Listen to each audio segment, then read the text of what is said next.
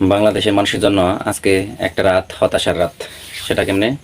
আফগানিস্তানের সাথে Bangladesh cricket team দুর্দান্তভাবে এবং মানে কি বলবো আর লজ্জাজনকভাবে একটা ম্যাচ উপহার দিছে। সেটা কি, আপনার এক উইকেটে সম্ভবত 100 কত রান জানি করছে, 143 রানের মাথায় অল আউট।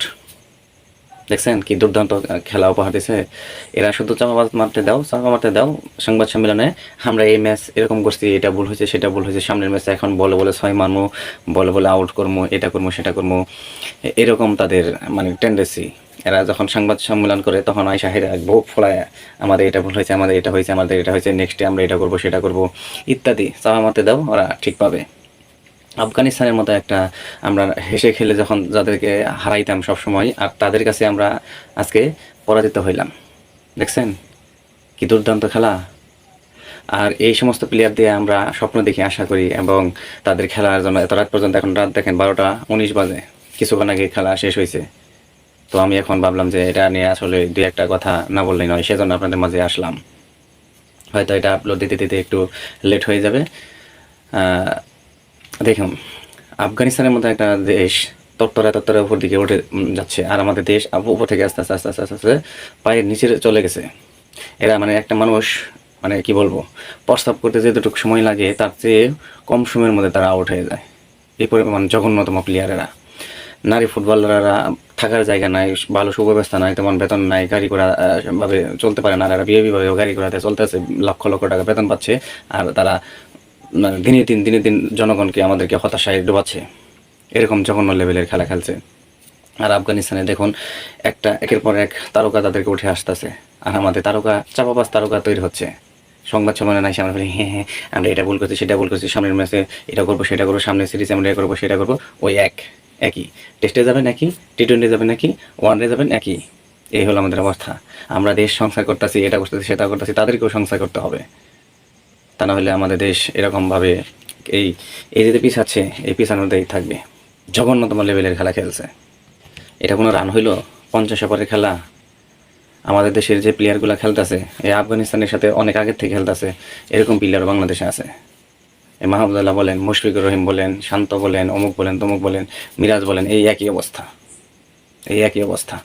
চোখে দেখে না বলে, ব্যাটে নাগাইতে পারে না, বল আউট হয়ে যায়। 6 মারতে গেলে আউট হয়ে যায়। এইভাবে মারতে গেলে মনে হয় যে ওই ঝাড়া দিয়ে যেমন হরে এই প্লেয়াররা এইভাবে হরতেছে, আর বল উপরে আকাশে উঠতেছে, কিংবা এদিকে ক্যাচ সেদিকে ক্যাচ উঠতেছে। এগুলা খেলা হতাশা। এদের দিয়ে এগুলো হবে না। এই আমাদের বাংলাদেশের ক্রিকেটটাকে নিষিদ্ধ করতে হবে।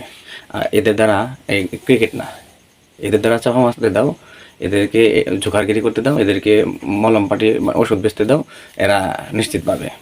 এদের জন্য ক্রিকেট না। এরা যে মানে মানুষের আবেগ নিয়ে শুধু এরা খেলতে পারে।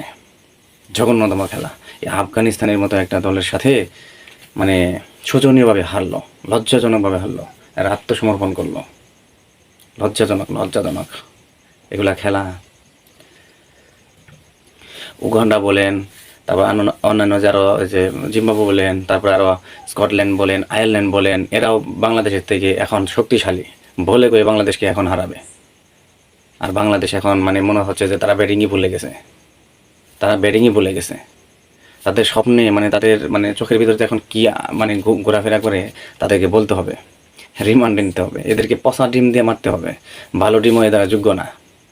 এরা মানে মাঠে গেলেই মনে হইতেছে পাতলা এখানে, মাঠে গেলেই মনে হয় ডায়াবেটিসে ধরছে। মনে হচ্ছে কি এমন পেটের মধ্যে সবার শুরু হয়ে গেছে যে তাড়াতাড়ি আউট হও। মনে হচ্ছে ওই দেশে যুদ্ধ লেগে গেছে, তাদের বাংলাদেশে আসবো। এই হলো পরিস্থিতি। মানে ব্যাটিংই ভুলে গেছে তারা যে একটা মানে একটা শক্তিশালী দল, এটাই তারা ভুলে গেছে। আফগানিস্তান যেখানে আস্তে আস্তে মানে শক্তিশালী বিভিন্ন দেশের সাথে তারা মানে বুকচি দিয়ে লড়াই করে, আর সেখানে আমাদের বাংলাদেশের টাইগাররা এখন বিড়াল হয়ে গেছে। ম্যাও করে, মাঠে নামলেই ম্যাও সংবাদ সম্মেলনে এসে একেবারে হুঙ্কার দেয়, আবার মাঠে নামলে বিলাই। এই সমস্ত বিলাইরা মানুষের আবেগ নিয়ে শুধু খেলে। এদেরকে নিষিদ্ধ করতে হবে, নইলে ক্রিকেট খেলাকে নিষিদ্ধ করতে হবে। আমাদের দেশে কোনো ক্রিকেট চলবে না। এর চেয়ে নারী ফুটবলারদের নিয়ে চলেন, কাজ করেন, আমাদের দেশে সুনাম বয়ে আনবে। আর এরা শুধু আমাদের লজ্জা দিবে, আর কিছু না।